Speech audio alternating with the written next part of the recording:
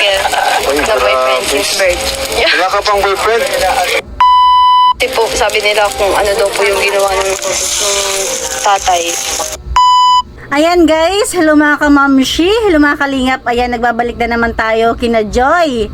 At medyo personal na to pupokus tayo ngayon kay Joy. Kasi dito sa video to, medyo na hot seat si Joy nila Kalingap Rab at ng Kalingap team.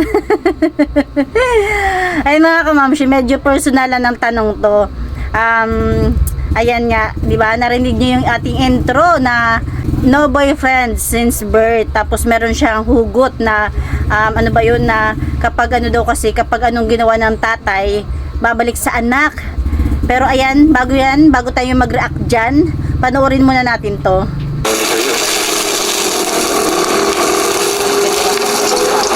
Joy, pwede ka na mag-asawa, Joy. Ganyan talaga mga birong common na, di ba? Kapag once na nakita nagluluto, sabihin ng tao talaga na pwede ka na mag-asawa. Ano ba, Joy, ang tipo mo sa isang lalaki? Oh ha, ayan na. Unang tanong pa lang yan mga kamamshi. Anong tipo mo sa isang lalaki? Yan, sinagot ba yan agad ni Joy? Ayan, panoorin natin. Wala pa pong masyadong ano sila. Ibig sabihin niya is wala pa talaga siyang iniidolo o hinahangad. Pag ganyan kasi, ibig sabihin, hindi pa siya nakapokus sa pagbo-boyfriend, hindi pa siya naghahangad na magka-boyfriend. Kaya wala pang level kung anong gusto niya sa isang lalaki. Ganun talaga. Kasi pag once na gusto mo na magka-boyfriend, syempre naghahangad ka na lang kung gusto ko ganito, ganyan, gusto ko ganito, matangkad, gwapo, mataba, payat. Pero dahil siya, wala pa, hindi pa niya naisip kung anong gusto talaga niya sa isang lalaki. Ha? Ulitin natin, meron sinabi si nanay. Ano sila. Ayan, narinig nyo ba? Sumingit si nanay, sabi, pag may nagkakagusto yan, katapang-tapang yan. Kapag may nagkakagusto pala kay Joy, medyo hindi naman sa tapang, siguro sinisimangutan niya, sinusupladahan niya, basta hindi pa niya bet. Feel ko siya kasi ganyan. Ganyan din ako nung bata-bata ako. Pag once na nalalaman ko na may gusto sa akin, medyo umiiba yung timpla ng mukha ko. O baka naman mamaya may mag-comment na naman dyan, sabihin, bakit ikaw ba, kwento ba ng buhay mo yung pinapanood namin? Syempre, reaction video ko to, di kayo na mag-reaction, kayo na yung papanoorin ko. Kasi meron tayong basher na agad, grabe. Syempre naman po, reaction video ko to, 'di ba? Magre-react ako kung ano yung mga nararamdaman ko, na napipil ko, na re-reflect din sa akin, 'di ba? Kung kayo nagre-reaction, syempre yung feelings niyo din yung maririnig namin. Kaya ngayon, bali sinasabi ko lang na nakaka-relate ako sa kanya dahil nung kabataan ko nga ganyan. Pero nagkaka-crush din 'yan. Kasi ganyan din ako noon, nagkaka-crush ako. Tapos pag nalaman ko na yung crush ko may crush sa akin, medyo nag-iiba yung timpla ng mukha ko. Tapos parang nawawala na yung pagka-crush ko. Kaya malay nyo, same kami ni Joy. Assuming, diba? Tapos ayaw pa niyang may nalalaman siya na nagkakagusto sa kanya. Kasi nga, siguro dahil talaga ang taas ng pangarap niya, talagang nakapokus siya sa pag-aaral, diba? Kaya ayaw pa niya ng ganyan-ganyan. O diba? Ang haba na sinabi ko. Ayan, wag niyo ko i-bash. Reaction ko to. Ha? Ano na? Halika na eh. Pag may nagkakagusto, matapang? Bakit kasi matapang pag may Talaga, siguro sa mga katulad kay Joy, tas katulad din sa akin, makaka-relate. Pero kung hindi kayo ganyan, hindi kayo makaka-relate. Kung pag may nagkagusto sa inyo is gustong-gusto nyo na rin, natutuwa kayo, hindi tayo magkakasundo. Joke lang.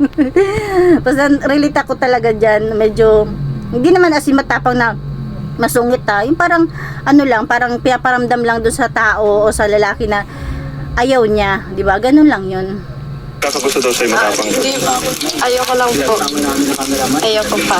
Ayaw mo pa? Ayoko. Ibig sabihin single ka pa? Single. Uy, Na boyfriend grabe. since birth.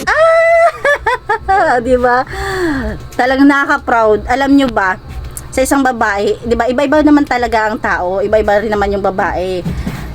Siya, ramdam ko siya dahil, reaction ko to proud siya na sabihin niya, 'di ba, sa ganyang edad niya, no boyfriend since birth, 'di ba? Kung sa iba, sa ibang babae, proud na proud sila kapag nakakarami sila ng boyfriend. Si Joy, hindi. At saka talaga nakaka-proud 'yan. Ramdam ko 'yan. Nung naalala ko 19 years old ako, 19 years old ako, talagang pag may sasabi na may boyfriend ka, nagka-boyfriend ka na ba, parang proud ako noon na sabihin ko, hindi pa ako nagkaka-boyfriend simula noon na. Pero yung iba, parang nahihiya sila na magsabi na hindi pa sila nagkaka-boyfriend. Diba? Yung pagbo-boyfriend naman kasi, wala yan sa ganda. Kahit pangit ka naman, kung talagang kaya mong mag-boyfriend ng marami, ganun talaga. Diba? Tingnan nyo si Joy, ang ganda niya, diba? Pero no boyfriend since birth. Diba? Kahit pangit ka, kung talagang mahilig ka mag-boyfriend, magbo-boyfriend ka, maganda ka man pangit, kung kaya mong gawin yun, kaya mo yun. Pero si Joy, kahit maganda siya, hindi pa niya pili, wala pa yun sa isipan niya, wala pa yun sa plano niya dahil may pangarap siya sa buhay. Diba? Para may pinaglalaban, no? Wala ka pang boyfriend? Hindi, pero bilib ako sa'yo, Joy, no? Kasi ang galing. Diba? Nakaka-proud talaga pag ganyan na anak mo, talagang proud talaga siya, no boyfriend since birth. O diba, sana all. niya. Kahit maraming nililigaw dito siguro. Baka naman Tapos ganito pa yan, dahil medyo ganyan, kahit lagi siyang nakangiti, di ba? Pero ang ano niya, ang itsurahin na ni Joy talaga parang sophisticada, parang pagtapos na ng pag-aaral eh. Siguro kahit marami nagkakagusto diyan kay Joy, yung iba hindi nagsasabi. May marami diyan secret admirer si Joy, di ba? Wag lang talaga magkaroon ng tao na medyo makapal ang mukha, malakas ang loob na kahit ayaw ni Joy, kahit sinusungitan na makulit kasi baka mamaya bumigay si Joy. Pero wag naman, charis ko lang yon. O, i-bash mo niya naman ako. Ayan. Basta ganon. Ayan, nasa na ba tayo? wala ka lang nagugustuhan. Wala na. Ewan ko po. Meron naman, syempre. Nagkakagusto din yan si Joy. Kaya lang nililihim niya lang nga kasi nga ayaw pa niyang mag-focus sa ganyan. Nakasa-focus pa niya is pag-aaral, makapagtapos. Diba kung napanood niyo yung part 1 to part 3 hanggang 4, talagang wala siyang bukang bibig. Gusto niya makapagtapos para sa nanay niya, para sa pamilya niya. At ang gusto pa niya is maging nurse. O diba? Hindi ko alam. Parang hindi mo ba talaga. Diba? Kaya nga, tanong sa kanya, diba? Ulitin natin. Baka naman wala ka lang nagugustuhan. Di ba pansin nyo, hindi siya agad nakasagot kasi normal lang naman siya, babae, dalagan, may nagugustuhan siya, di ba? Pero yun nga, nakapokus siya sa pag-aaral at ayaw na ayaw pa rin talaga niya, ayaw pa niya mag-entertain. Wala na. Ewan ko po. Hindi ko alam. Parang hindi mo ba talaga gusto pumasok sa relasyon. Ako, natatakot. Di ba? Sino ba namang hindi normal na hindi magkakagusto sa iba? Nagkaka-crush din yan, syempre. Natatakot ka? Ba't ka natatakot? Wala ka pa naman narat. Oh, ayan pa, may pahabol pala, may hugot si Joy. Ayan, pakinggan natin. Naranasan na heartbreak sa mga kwento. Ako, sa mga kwento. Yung isa rin po dyan kasi nung nangyari kay mama na naghiwalay sila ni daddy. Natatakot po ako baka ganun din yung kalabasan. Kasi po sabi nila kung ano daw po yung ginawa ng tatay, ano daw po, babalik daw po yun sa anak. Ayan, nung napanood ko to, medyo nagulat ako dahil ayan, nag-iisip si Joy ng ganyan. Pero sa kabilang banda, ano niya na lang yun, tawag dito, secondary opinion, 'di ba? Pero talagang ang puso at isip niya, ayaw pa talaga niya mag-boyfriend, hindi dahil sa andun din, may takot din siya, pero ano lang yun, hindi masyado doon. Ang focus talaga is pag-aaral. Pero ang komento ko diyan about diyan na sa kanila ang balik, hindi. Siguro naman hindi kasi 'di ba sila na nga yung nakawawa, sila na yung iniwan, tapos sa kanila pa yung balik, yung karma ng tatay. Siguro hindi yun mangyayari. Pwede doon sa part ng tatay niya, sa mga anak niya, tapos sa pamilya ng tatay niya. Sorry Lord. Pero ganun talaga, di ba? Kasi yung ginawa ng tatay nila na kapabayaan sa kanila, panuloko sa nanay niya, hindi sa kanila yung babalik, o hindi sa kanila yung hindi sa kanila ang balik ng karma. Doon sa part ng tatay niya, pwede pa. Kaya, Joy, alisin mo yan sa isip mo. Ganun. Oh, sabi lang po. Parang Hindi ko. karma, gano'n? Opo, parang ganun. Kaya. Big no, no, no, no, no. Tsaka wala pang seryosong lalaki sa ganitong edad. Oh, ha? Ayan mga kamamshi, narinig nyo ba yun? Napakaganda ng sinabi niya na ang advance niya mag-isip, 'di ba? Dapat ganyan lahat ng kabataang babae, advance mag-isip para kahit paano naman is mag-isip-isip din. Galing mo, matured mo mag-isip pa. Tama yan. Pag ganitong edad, ang lalaki, hindi pa naman talaga seryoso. Syempre ang hanap lang yan, boyfriend, girlfriend, ganun lang. Ang hanapin mo lalaki, medyo may edad sa'yo. Oo. Hindi ko talaga alam sa char. Meron din palang kahit papaano, meron ding naisip si Joy na hindi naman as in talagang gustong-gusto niya.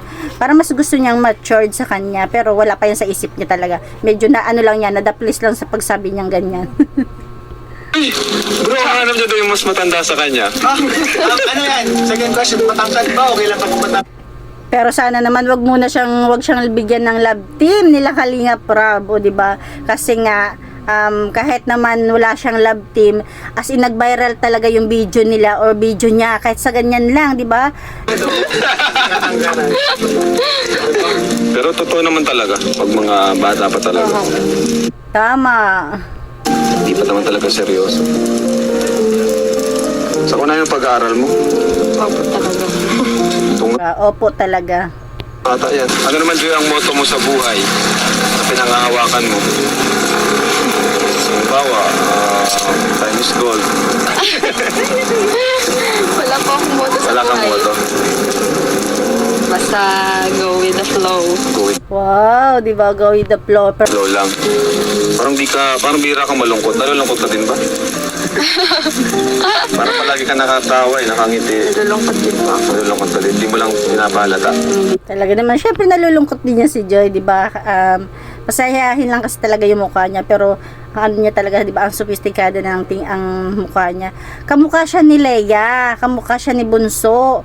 Kaya si Bunso kapag medyo 18 rin 'yon, siguro kamukha ni Leia si Joy. Kamukha ni Joy si Leia. Pati hugos ng mukha niya, tapos yung ilong nila magkaparehas. Pinakamaganda daw yung panganay. Si Ate Rhea. Oh, Tapos ito pa pala mga kamamshi, sundan nyo tong mga susunod natin ipapakita. Meron ditong, gusto ko, mapanood nyo talaga. Kaya sasabihin ko na bago ko kasi baka mamaya dumaan lang sa tinga nyo. Tinanong dito ni Kalingap Rab kung sino kamukha niya. Ang bilis talaga ng sagot niya, si Mama po. Pag sabi ni Kalingap Rab na si Papa mo, parang against talaga siya. Parang, gulat na gulat talaga siya. Parang ayaw niya talagang tanggapin. maganda si Ate Rhea. Maganda naman lahat. Maganda Si lahat. nanay. Pero siyempre yung nanay ang pinakamaganda. Original eh.